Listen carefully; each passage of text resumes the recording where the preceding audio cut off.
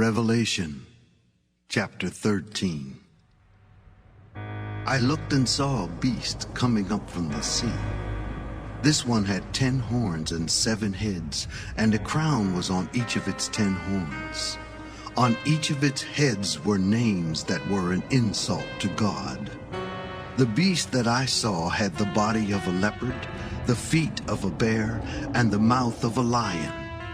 The dragon handed over its own power and throne and great authority to this beast.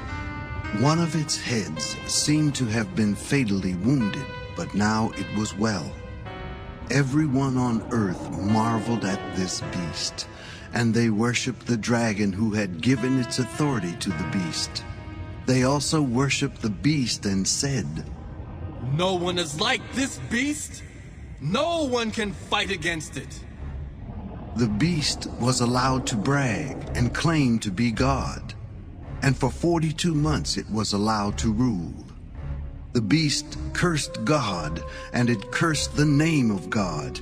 It even cursed the place where God lives, as well as everyone who lives in heaven with God. It was allowed to fight against God's people and defeat them. It was also given authority over the people of every tribe, nation, language, and race.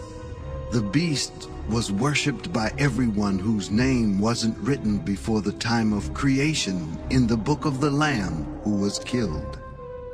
If you have ears, then listen. If you are doomed to be captured, you will be captured. If you are doomed to be killed by a sword, you will be killed by a sword. This means that God's people must learn to endure and be faithful. I now saw another beast. This one came out of the ground. It had 2 horns like a lamb, but spoke like a dragon. It worked for the beast whose fatal wound had been healed, and it used all its authority to force the earth and its people to worship that beast. It worked mighty miracles, and while people watched, it even made fire come down from the sky. This second beast fooled people on earth by working miracles for the first one. Then it talked them into making an idol in the form of the beast that did not die after being wounded by a sword. It was allowed to put breath into the idol so that it could speak. Everyone who refused to worship the idol of the beast was put to death. All people were forced to put a mark on their right hand or forehead.